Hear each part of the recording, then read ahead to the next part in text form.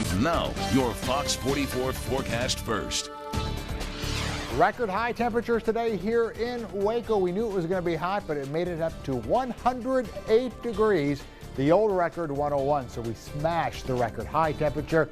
It's still very, very warm here across the region at this hour. 97 in Waco, 91 in College Station. Your forecast first. Just a slight chance of a scattered rain shower trying to move in from the north. Otherwise, partly cloudy, 86 degrees at midnight, 78 at 6. And again, a stray shower can't be ruled out. I think most of us stay dry right now at 9 and 80 degrees. We're going to see some rain chances over the next several days, but another record may fall tomorrow and then big changes next week. I'll have the 10-day forecast in just a few minutes. Fox 44 News starts right now.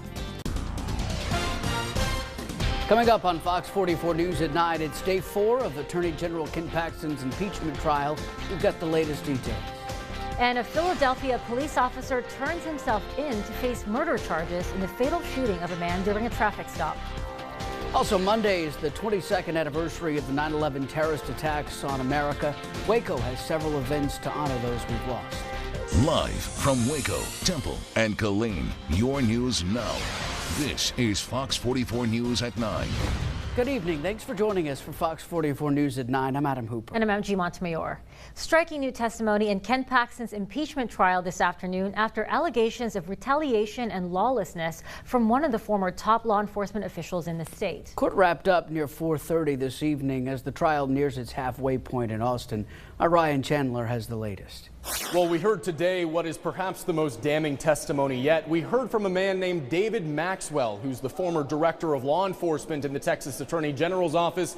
He was praised by both the prosecution and the defense for what they called a Hall of Fame career with the Texas Rangers and DPS. But Maxwell says that career was cut short after Paxton fired him for retaliation. That's what he believes was in response to him reporting Paxton to the FBI. And that lawsuit is the reason we're here today.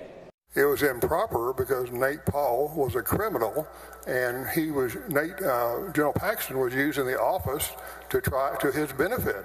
On the stand Friday, a whistleblower whose lawsuit with other former employees led Paxton to impeachment, telling prosecutors they tried to warn Paxton his perceived special treatment of a donor could lead to consequences. I told him that Nate Paul was a criminal.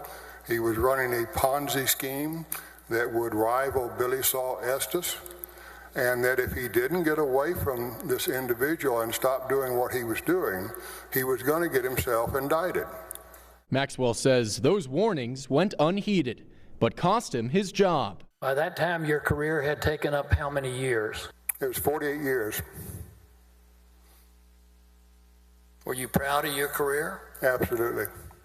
I sued because he ended my career in a very unjust manner. I did nothing wrong by standing up for right. Defense pushing back, seeking to discredit the whistleblowers. What words do they use to describe to you that they desire a crime to be committed? They obviously did not say that they wanted a crime to be committed. What they wanted was an investigation. The defense pushed back on those characterizations, pointing to transcripts from conversations Maxwell had with Paul, saying Paul never asked the office to commit any crimes. Just before 4:30, the court adjourned, and we'll be back on Monday. From the Capitol, I'm Ryan Chandler. 18-year-old Matthew Gasway is in the McLennan County Jail on 5 felony child porn charges following a police investigation.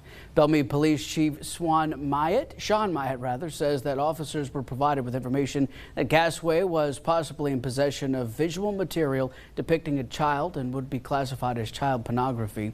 An arrest affidavit stated that officers were provided with printed images of verified juvenile females that were explicit in nature. Gasaway was taken into custody with his bond set at $15,000. Chief Myatt says the investigation is ongoing. A Killeen man is facing felony child injury charges following a police investigation into a child who turned up at a local hospital hurt. Austin Kelly Barker has a bond set to $20,000. Police were initially called to a home in the 400 block of Carly Drive in Killeen on May 15th on a welfare concern. They were told that a 2-month-old male child had been taken to McLean Children's Hospital for medical assistance.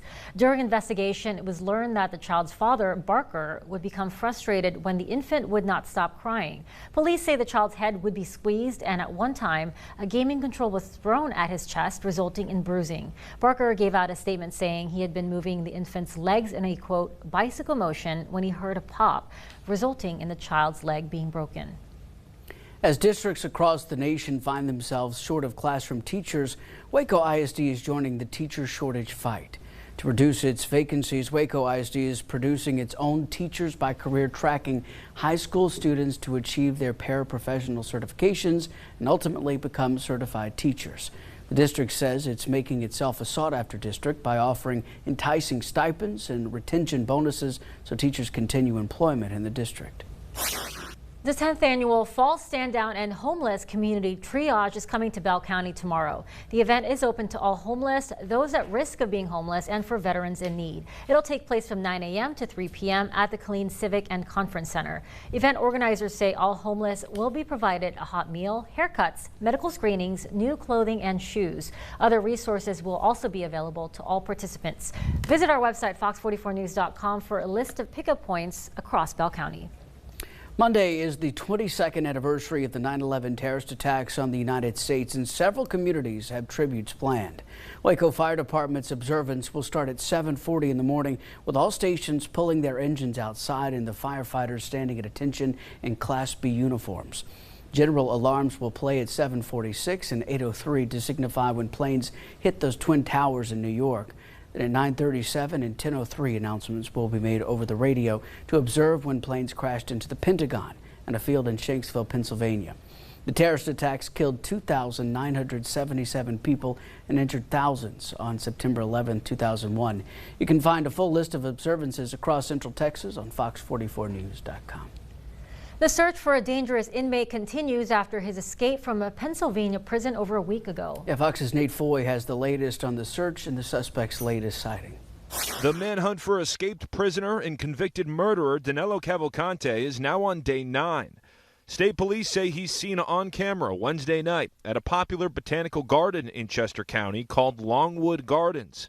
The garden closed early Thursday night and is closed all day Friday, as it remains a focus of the search area, which right now is between 8 and 10 square miles. I have every reason to believe he is still within that perimeter. We have had no sightings outside of that area. We have maintained as secure a perimeter as we possibly could. Cavalcante's still on the run, 9 days after escaping Chester County Prison. He's seen crab walking up between 2 walls before climbing over razor wire and scaling a fence to escape.